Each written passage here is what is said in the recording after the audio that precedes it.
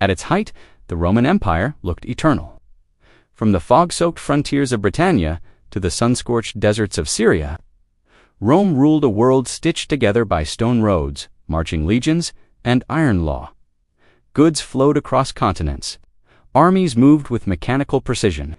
The emperor's face stared back from silver coins in every market, every port, every distant outpost. To those living under its shadow, Rome felt less like a state-hand, more like nature itself, permanent, unquestionable, unbreakable. But empires rarely collapse when they appear weak. They collapse when they appear strongest.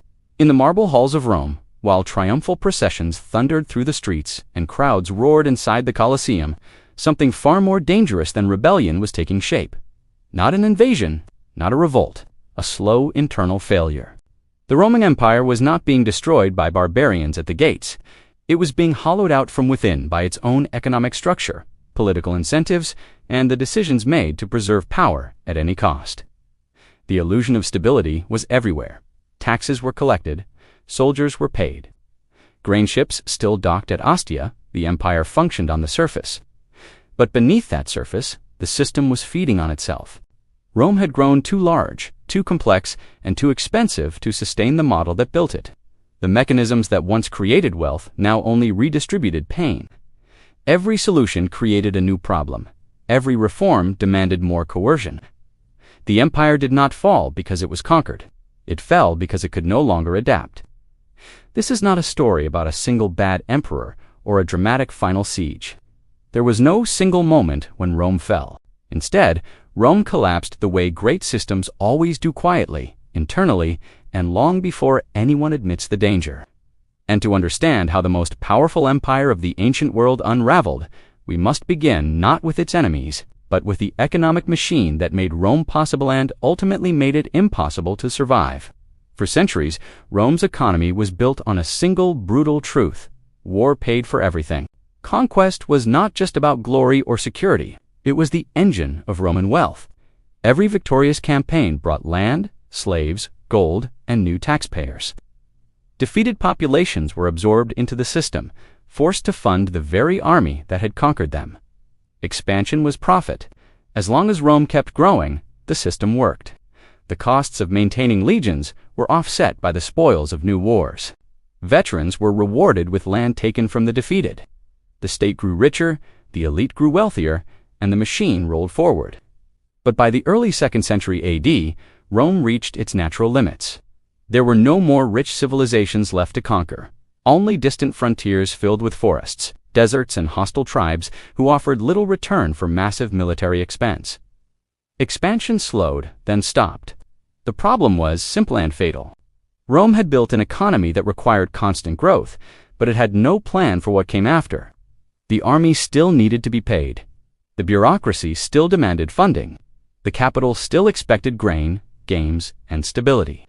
But now, instead of wealth flowing inward from conquest, Rome had to extract more from what it already controlled. And so the empire turned on itself. Taxes increased sharply across the provinces. Small farmers, once the backbone of Roman society, were crushed under demands they could no longer meet. Many lost their land to debt, selling to wealthy elites who consolidated massive estates known as latifundia. These estates produced food using slave labor, paid minimal taxes, and sent profits upward to senators, governors, and imperial officials.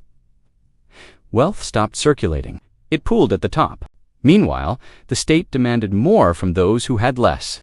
Tax collectors became feared figures, empowered to seize property, livestock, even children, to meet imperial quotas.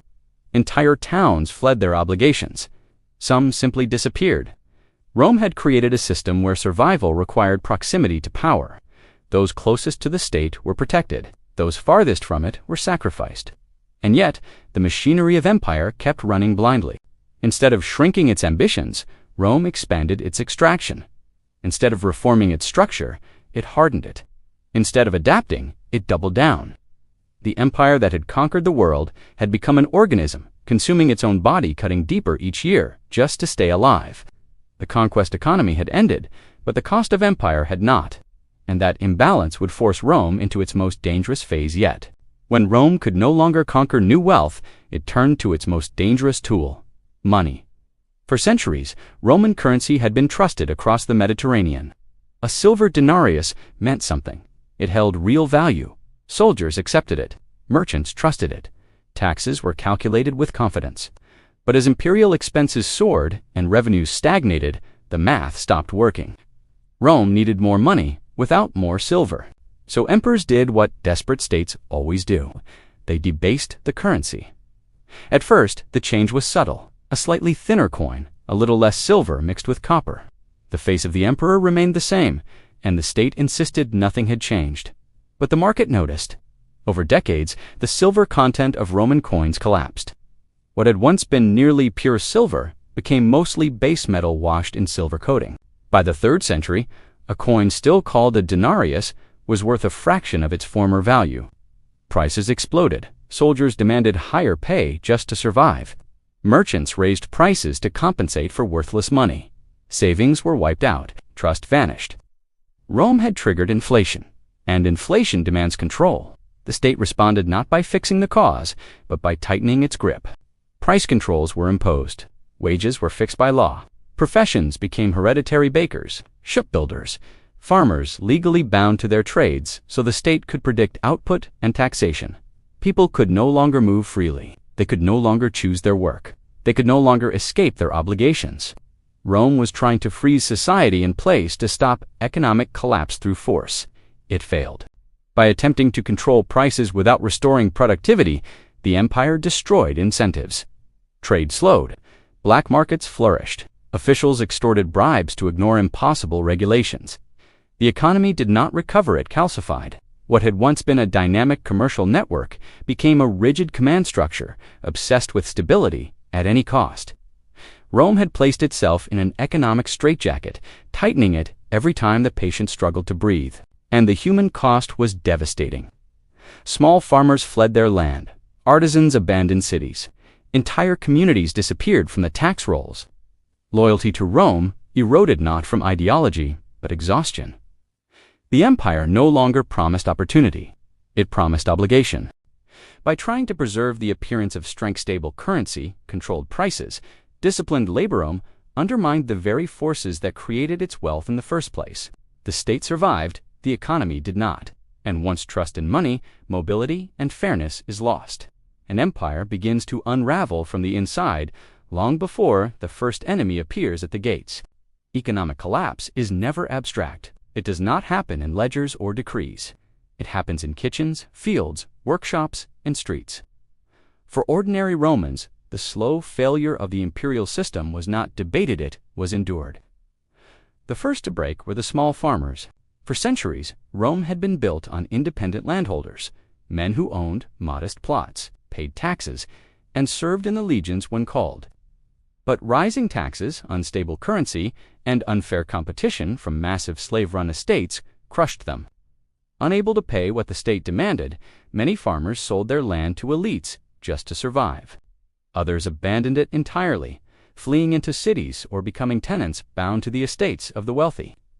Freedom quietly disappeared. In the cities, life was no better. Urban populations swelled with displaced rural workers. Jobs were scarce. Wages lagged behind inflation. The state attempted to maintain order through grain handouts and spectacles. But these were not solutions. They were sedatives. Rome was feeding people to keep them calm, not to make them productive. Local governments, once proud centers of civic life, collapsed under the weight of imperial demands. Serving as a city official became a financial death sentence. Those appointed to collect taxes were personally responsible for shortages. The wealthy bribed their way out. The honest were ruined. Gradually, capable men refused public office. Administration decayed. Infrastructure crumbled. Roads went unrepaired. Aqueducts leaked. Markets emptied. When with each failure, loyalty faded. Why defend an empire that treated survival as a crime? Why fight for a system that offered no future? By the 3rd and 4th centuries, many Romans no longer identified with Rome itself. Their loyalty shifted to local patrons, landowners, or even invading groups who promised lower taxes and more predictable rule. To some provincial populations, barbarian kings appeared not as conquerors but as relief. This was the empire's most dangerous moment. Rome still had legions. It still had laws. It still had emperors, but it had lost something far more valuable: consent. An empire does not need universal love to survive, but it cannot survive universal exhaustion. By prioritizing extraction over resilience, control over trust, and appearance over function, Rome hollowed itself out, leaving behind a population that no longer believed the empire was worth saving. And when that belief disappears, collapse becomes only a matter of time.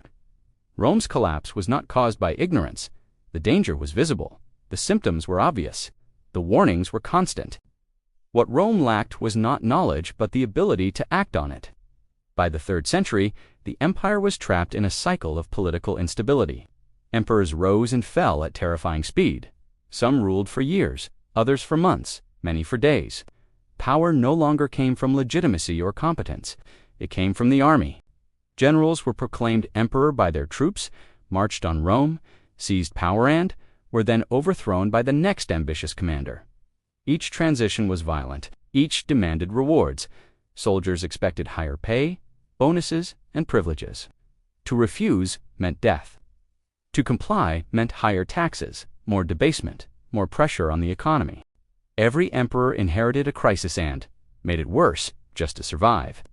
Long-term reform was impossible in a system where rulers did not expect to live long enough to see results. Cutting military spending risked mutiny. Reducing taxes risked insolvency. Admitting structural failure risked civil war. So emperors chose the only viable option: delay. They passed the cost forward. They hardened controls. They postponed collapse. What mattered was not fixing the empire, but surviving the year. Even well-intentioned rulers were trapped. Any attempt at reform created losers, and losers in Rome had swords. The safest policy was inaction, disguised as tradition, and so the system ossified. Laws multiplied, bureaucracy expanded, coercion replaced consent. Rome became excellent at enforcing decay. The political class convinced itself that stability meant preservation of the past, not adaptation to the present. They defended symbols, rituals, and institutions long after those structures had stopped functioning. By the time reform became unavoidable, it was no longer possible. Rome did not fail because its leaders were evil or foolish. It failed because its political incentives rewarded survival over solutions. The empire had power but no direction, authority but no flexibility, and in a world that was changing faster than Rome could adapt, paralysis became fatal. By the late 4th and early 5th centuries, the Roman Empire still existed, but it no longer functioned as a coherent system.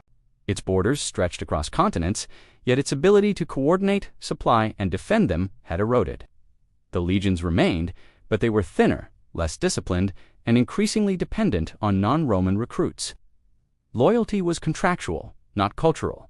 Rome had not collapsed yet, but it was brittle. When external pressures intensified, migrations triggered by climate shifts, population movements, and conflicts far beyond Rome's borders, the empire had no reserves left, not economic, not political, not social.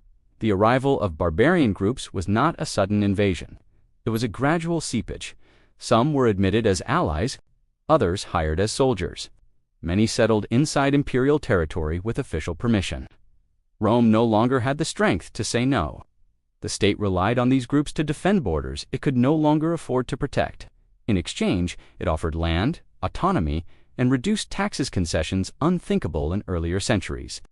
To local populations crushed by imperial extraction, these arrangements sometimes looked preferable to Roman rule.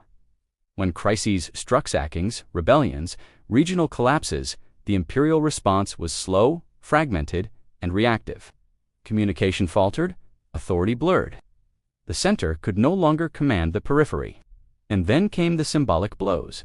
In 410 AD, Rome itself was sacked, not annihilated, but exposed. The psychological shock was immense. The eternal city was no longer untouchable. Yet even this did not end the empire. What ended it was the cumulative exhaustion of a system that had been draining itself for centuries. Western Roman administration faded away, replaced by regional powers who filled the vacuum. The empire did not explode, it dissolved. What remained in the East, the Byzantine Empire, survived precisely because it adapted. It restructured taxes, stabilized currency, and reduced territorial overreach. The West did not. Rome's fall was not a military failure. It was an administrative and economic one. An empire that once coordinated continents could no longer coordinate itself. Rome's story is not a warning about invasion. It is a warning about systems. Empires do not fall when enemies appear. They fall when their structures stop serving the people who sustain them. Rome sacrificed flexibility for control, productivity for prestige, reform for stability. It believed power could replace trust, that coercion could replace consent, that symbols could replace substance. And for a time, it worked. Until it didn't. The Roman Empire collapsed from within, long before it disappeared from maps. By the time the walls were breached, the foundations were already dust. History does not repeat itself, but it rhymes with terrifying precision. Because whenever a system prioritizes its own survival over the lives within it, collapse is no longer a possibility. It becomes inevitable.